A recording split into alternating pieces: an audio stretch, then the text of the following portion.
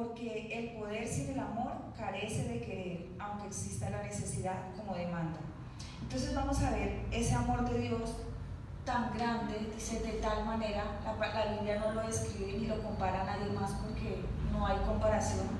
Él es el único que dio en propiciación a su Hijo para que viniera a darnos vida. Entonces, el número uno que vamos a ver en esta tarde es la necesidad humana. Cada uno en un momento de nuestra vida nos preguntamos ¿cuál es mi necesidad?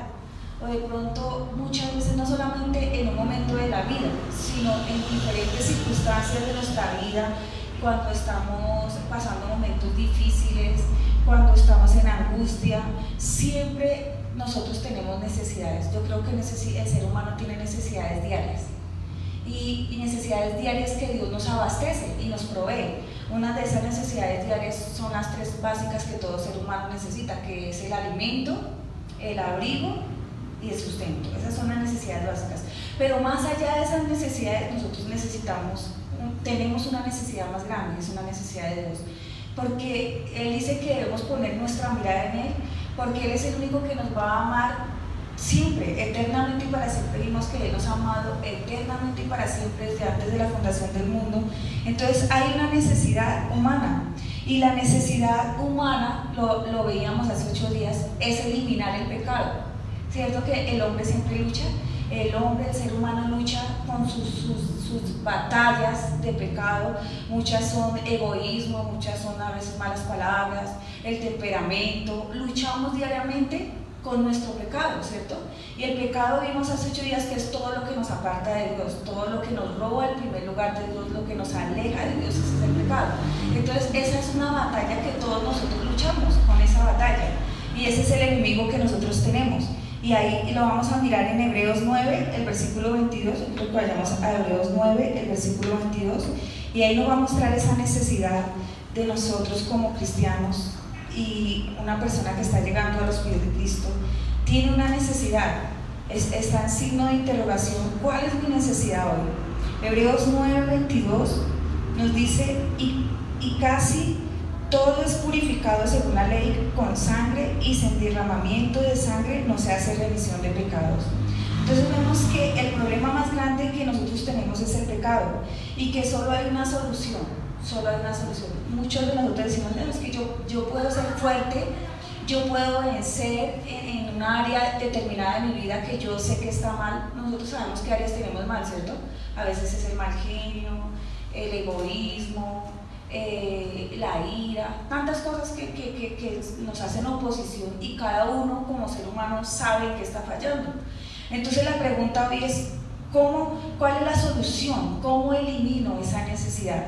La única solución que hay es la sangre de Cristo, y Hebreos 9:22 nos dice, casi todo es purificado según la ley con sangre, y sin derramamiento de sangre no se hace remisión de pecados. O sea, ya el sacrificio fue hecho, lo hizo el Señor Jesús en la cruz del Calvario cuando Él derramó su sangre preciosa por nosotros.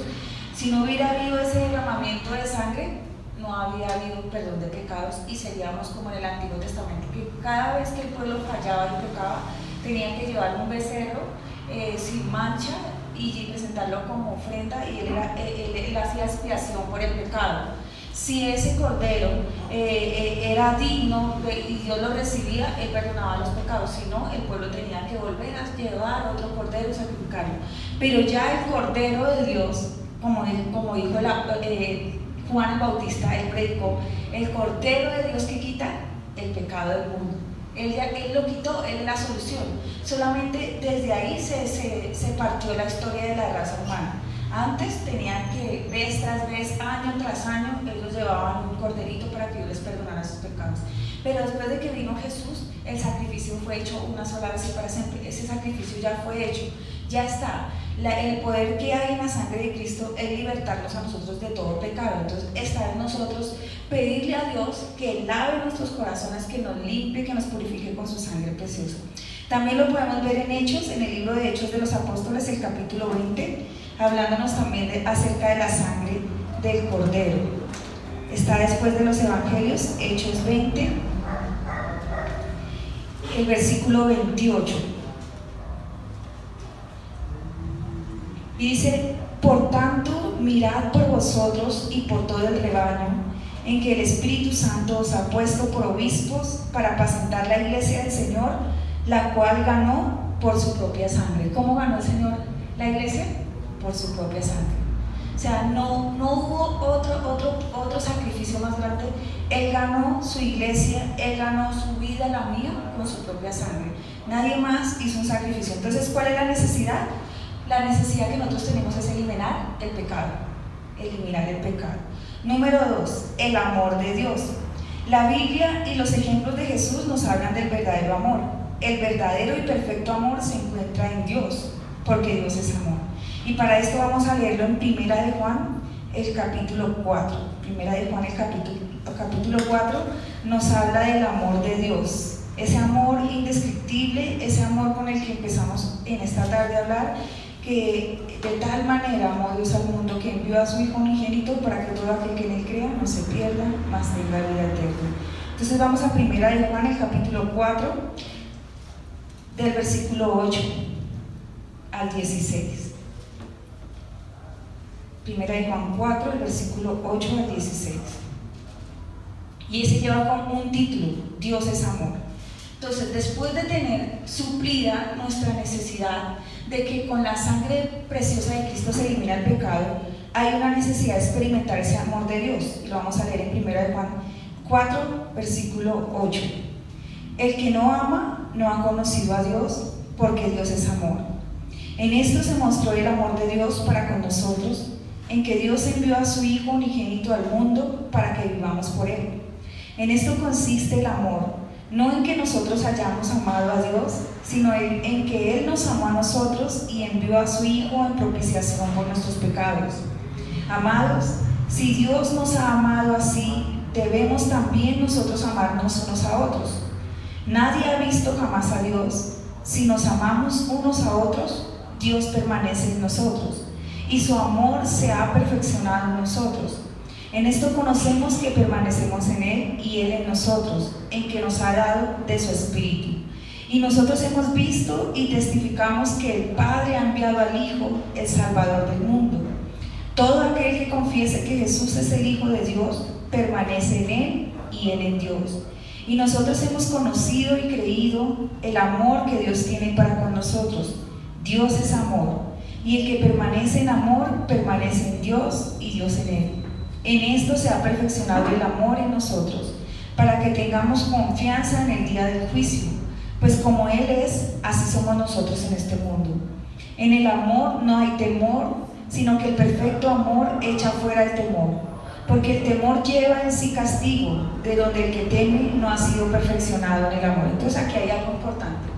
Dice que segunda necesidad que nosotros tenemos es conocer el amor de Dios, que exceda todo conocimiento. Porque dice que el que ama a Dios, ama a su semejante, ama a su prójimo, y dice que nosotros, el que ama a Dios, no tiene temor. ¿Sí? De que Dios quita hasta el temor, pero ¿será que si yo me bautizo voy a echar para atrás? ¿O será que yo voy a flaquear? No, porque si yo permanezco en amor, permanezco en Él, permanezco en su palabra, en su mandamiento, yo voy a poder vencer. Entonces dice, el verdadero amor se muestra cuando nosotros amamos a nuestros enemigos. Dice que gracia tiene nosotros amar a nuestros hijos, a nuestro esposo, a nuestra familia. Lo amamos porque son nuestra familia. Pero va más allá ese amor de Dios, de que nosotros amemos a nuestros hermanos, amemos a aquel que nos ha hecho daño, y como dice la palabra, esa es la forma en que nosotros permanecemos en Él. Entonces ese amor se perfecciona cuando nosotros le amamos a Él, porque Él nos amó primero. Note que nosotros no amamos primero a Dios, Él nos amó a nosotros primero, porque Él nos escogió antes de la fundación del mundo. Nosotros buscamos a Dios en un momento de nuestra vida, pero Él, desde que nosotros estábamos en el vientre de nuestra madre, Él ya nos amó. O sea, y su amor nunca ha dejado de ser, su amor no ha variado, su amor es el mismo. Mientras que el amor de nosotros por Dios de pronto ha renacido ahorita más en esta etapa de nuestra vida que le estamos conociendo. Antes, de pronto, cuando éramos más jóvenes, no le amábamos tanto, pero ahora ya le amamos porque le conocemos. Entonces, ahí que se va haciendo, se va perfeccionando el amor de Dios en nosotros, y ese amor va echando fuera todo temor. De un momento dado en nuestra vida vamos a darnos cuenta de que ya no vamos a tener temor de que nadie se burle de nosotros por venir a la iglesia, o de que ya vamos a poder tener valor, fe y confianza para testificar a nuestra familia, porque nosotros sabemos que permanecemos en el amor de Dios. Y el que permanece en el amor de Dios dice que echa fuera el temor, porque el temor no es de Dios. Cuando usted está pensando, ¿será que esto sí me va a ir bien? ¿Será que si yo me caso, sí se va a arreglar el hogar? Ese es el amor. El amor de Dios se perfecciona en esta área de nuestra vida. Entonces, ese es el verdadero amor. Primera de Juan 3:18, ahí también, un capítulo atrás, el versículo 18 nos dice: hijitos míos, no amemos de palabra ni de lengua, sino de hecho y en verdad. Porque muchas personas pueden decirle yo le amo, pero es que el amor se muestra con hechos, con obras. Y el Señor Jesús nos demostró ese amor por nosotros porque Él se despojó de todo, derramó su sangre preciosa para demostrarnos su amor, ¿cierto? Entonces nosotros también tenemos que demostrarle a Él que nosotros le amamos. Entonces vamos a ver ahí cómo es el amor de Dios. Y vamos a ver como un punto número A, el verdadero amor toma la iniciativa. ¿Qué hace el verdadero amor? Toma la iniciativa. No estamos esperando, ay no, que Él venga y me diga que en una relación de esposos, vamos a decir una relación de esposos, no, si mi esposo no me dice que me ama, yo tampoco le voy a decir. No, el verdadero amor toma la iniciativa. Y esa fue la iniciativa que tuvo Dios el Padre, a enviarnos a su Hijo. Él tomó la iniciativa para mostrarnos su amor, dándonos ejemplo que nosotros no debemos esperar a que todo el mundo nos manifieste amor. Nosotros debemos dar amor, porque Él nos dio amor a nosotros. Entonces, ahí en 1 de Juan 4, el versículo 10, está diciendo lo que acabamos de leer: en esto consiste el amor, no en que nosotros hayamos amado a Dios, sino en que Él nos amó a nosotros y envió a su Hijo en propiciación por nuestros pecados. ¿En qué consiste el amor? No en que nosotros le hayamos amado a Él.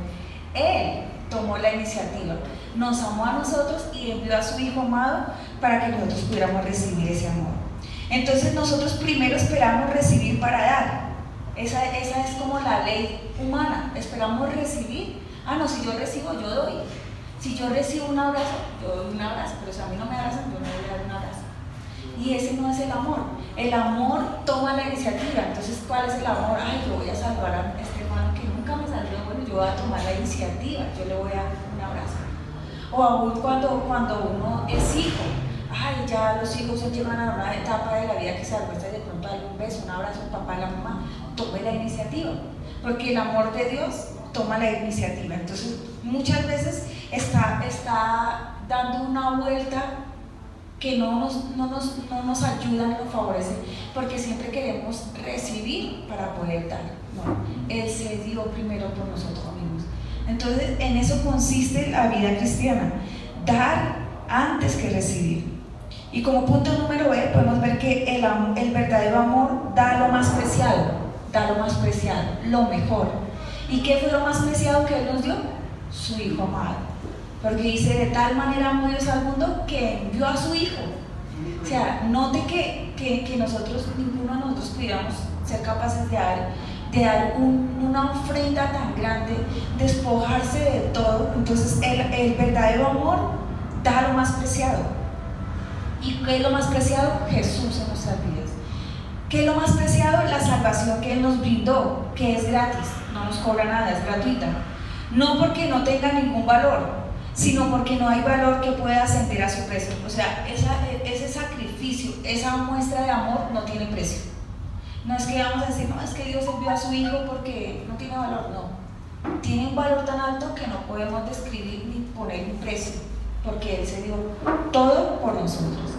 Entonces es un precio que Él pagó por nosotros. Como número C podemos ver que el amor de Dios sufre voluntariamente la condena de su ser amado. Imagínense que no fue fácil para Dios, dando a su único Hijo. Sí, muchas veces para nosotros no es fácil dar algo que nosotros queremos mucho, y realmente Dios en nuestra vida cristiana trata en estas áreas. Como que nosotros nos despojemos de eso que más nos gusta, de eso que más amamos, de eso que más nos duele soltar y que a veces lo tenemos tan agarrado, y Dios dice, pues bueno, va soltándolo poquito a poquito, porque muchas personas, ¿por qué fracasan? Muchas personas, ¿por qué desfallecen en la tristeza? ¿Por qué vuelven atrás? ¿Por qué vuelven a ser esclavos del pecado? Porque amaron tanto una cosa que cuando ese alguien o eso que amó le defraudó, nunca más pudo volver a levantarse. Y dice, note que por eso es tan importante nosotros mirar el amor supremo de Dios, que dice que sufre voluntariamente la condena de su ser amado. Eso lo vamos a ver en el Evangelio de San Juan, el capítulo 15. Vamos a ir a San Juan, Evangelio de San Juan, el capítulo 15. Entonces aquí también nos está hablando de ese verdadero amor. San Juan 15, el versículo 13, dice, nadie tiene mayor amor que este, que uno ponga su vida por sus amigos. Miren, note cómo nos trata la palabra de Dios, que nadie tiene mayor amor que este, que uno ponga su vida por sus amigos. Él nos llama amigos, imagínense. Y hace 8 días habíamos visto que nosotros éramos enemigos de Cristo porque estábamos separados de Él, porque no podíamos ver más allá, estábamos ciegos, no podíamos ver. Pero ahora Él vino y alumbró nuestras vidas y ahora podemos ver. Entonces sufre voluntariamente la condena de su ser amado. Entonces dice la palabra, nadie tiene mayor amor que este. ¿De quién? Que de Dios. Nadie tiene mayor amor que Dios. Que uno ponga su vida por sus amigos. Y ese fue el sacrificio que hizo el Señor Jesús. Él dijo, nadie me quita mi vida, yo mismo de mi propia voluntad la pongo. ¿Sí? Él fue obediente en amor. Entonces sufre voluntariamente. La Biblia dice que la paga del pecado es la muerte, por lo tanto nosotros merecíamos la muerte, la cual fue transferida a Cristo para nuestra salvación. Dice Isaías 53 que esa muerte que nosotros todos desde el pecado original de Adán y Eva, todos nosotros estábamos destituidos de la gloria de Dios. Cuando Cristo Jesús vino a la cruz del Calvario, el pecado de nosotros, y cuando usted le dice, Señor, yo te recibo, es transferido. Entonces Él dice, yo me hago parte de esa culpa, yo limpio su pecado. O sea, Él toma, por eso dice que Él tomó todas nuestras rebeliones y el castigo de nuestra paz, pues sobre Él. Usted y yo tenemos paz porque Cristo llevó esas luchas, esos sufrimientos, esa condenación, Él la llevó en la cruz del Calvario y nos lavó a través de su sangre preciosa. Número D, el verdadero amor acepta el descenso. ¿Acepta qué? El descenso. Eso quiere decir que yo me bajo de este lugar, ese despojo de su trono de gloria, bajo, ¿cierto? ¿Para qué? Para que muchos fueran salvos. Pero hoy en día el verdadero amor tiene que pasar por encima del otro para hacer esto, subir, escalar posiciones. No, el verdadero amor que hizo se bajó, se despojó de su trono de gloria, sufriendo y siendo obediente hasta la muerte y muerte de cruz. Eso lo podemos ver en el libro de Filipenses, el capítulo 2. Ese es el verdadero amor de Dios que excede a todo conocimiento. Gracias te damos, Señor, porque tú has sido bueno y poderoso. Filipenses, el capítulo 2. El apóstol Pablo le escribe a los filipenses en el capítulo 2, del versículo 4, vamos a leer. Dice, no mirando cada uno por lo suyo propio, sino cada cual también por lo de los otros. Haya pues en vosotros este sentir que hubo también en Cristo Jesús, el cual siendo en forma de Dios, note lo que hizo, no estimó a ser igual a Dios como cosa que aferrarse, sino que se despojó a sí mismo, tomando forma de siervo, hecho semejante a los hombres, y estando en la condición de hombre, se humilló a sí mismo, haciéndose obediente hasta la muerte y muerte de cruz. Entonces note que la palabra nos dice que el verdadero amor acepta el descenso.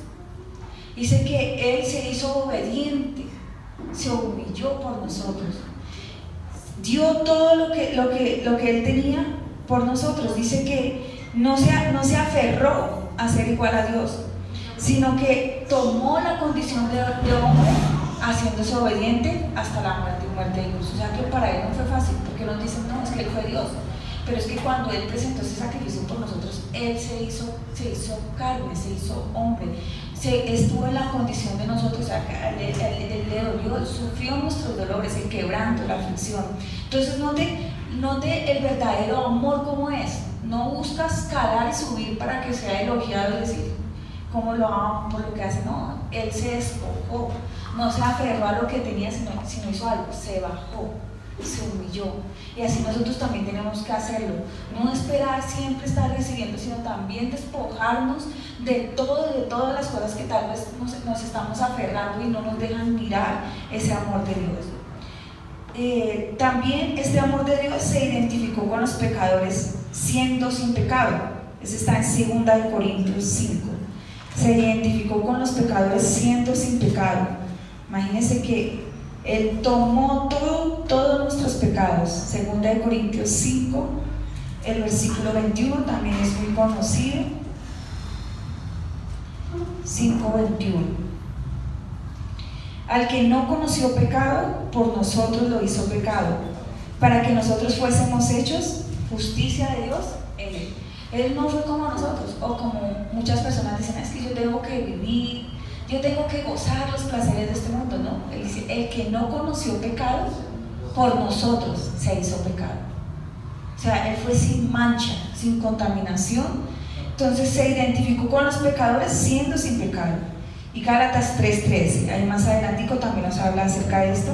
Gálatas capítulo 3, el versículo 13, nos está diciendo: Cristo nos redimió de la maldición de la ley, hecho por nosotros maldición, porque está escrito: maldito todo el que es colgado en un madero. Entonces, ¿el que hizo? Nos libró de la maldición, nos libró de la maldición de la ley. Los que morían en una cruz eran los más criminales. Jesús murió como un criminal sin serlo, llevando nuestra maldición. Entonces podemos decir que el amor divino se considera comúnmente representado en dos formas principales: el amor de benevolencia y el amor de complacencia. El amor de benevolencia, dice el doctor Henry Smith, que es el deseo de Dios de comunicar o participar de su felicidad a todas sus criaturas. Entonces ese es el amor que todos experimentamos, el amor de Dios de benevolencia. Dios quiere compartir su amor a todas las criaturas. No es como en muchas partes en que Él es un Dios de miedo, de temor. No, Él quiere mostrar su amor, y de hecho envió a su Hijo para manifestar su amor a todas las criaturas, para que todos participen de su felicidad. Ese se llama el amor de benevolencia. Pero también está el amor de complacencia. El amor de complacencia es el elemento del amor divino que hace que Dios comunique y se deleite en la santidad de sus criaturas.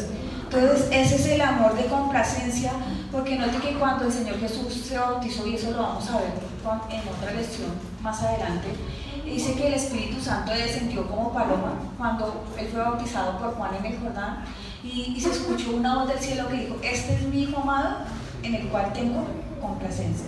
Entonces ahí ya llegamos, ya pasamos de ese amor de benevolencia, ese amor de bondad, a complacer, a corresponder en algo el amor de Dios. Cuando uno hace ese paso del bautismo, uno está diciendo: Señor, yo quiero corresponderte en algo, ese inmenso amor, ¿cierto? Y ya empiezo a participar de otras cosas que Dios quiere manifestar a mi vida, que antes no la había entendido, porque estaba disfrutando de su amor de benevolencia, que es para todos, porque Él es bueno para con todos. Dice que Él hace llover sobre buenos, sobre malos, Él hace salir el sol, Él hace muchas cosas por todos nosotros. La diferencia es que muchos solo se quedan con ese amor de benevolencia, pero muchos no quieren llegar a la medida de ese amor de complacencia. Señor, yo quiero complacer, yo quiero que cuando tú me mires digas: esta es mi hija amada, yo estoy feliz por ella, por lo que está logrando, por lo que está haciendo en su vida. Entonces nosotros tenemos que llegar, ser capaces de llegar a este paso de amor, de complacencia. El amor pone en Dios el deseo de impartir su felicidad a sus criaturas, y se complace en sus vidas santas. Dios se complace cuando nosotros llevamos unas vidas santas. Mire que es más valioso agradar a Dios en todas las formas de nuestra vida que agradar al mundo, porque Él se va a complacer en nuestra vida, como la llevamos.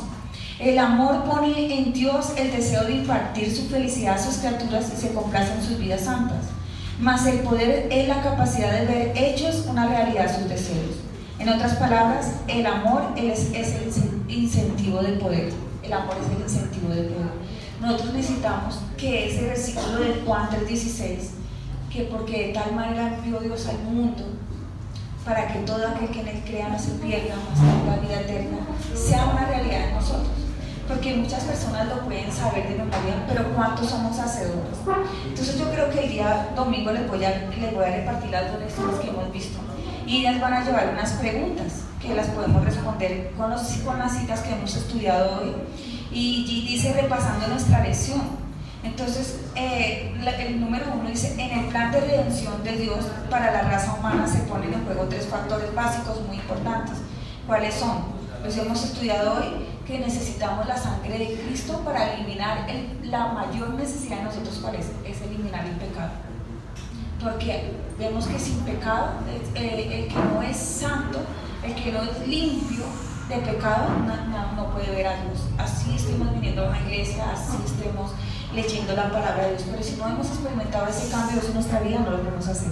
Entonces, yo quiero que estemos meditando en los versículos que estudiamos hoy, de Juan 3:16 y de Primera de Juan 4.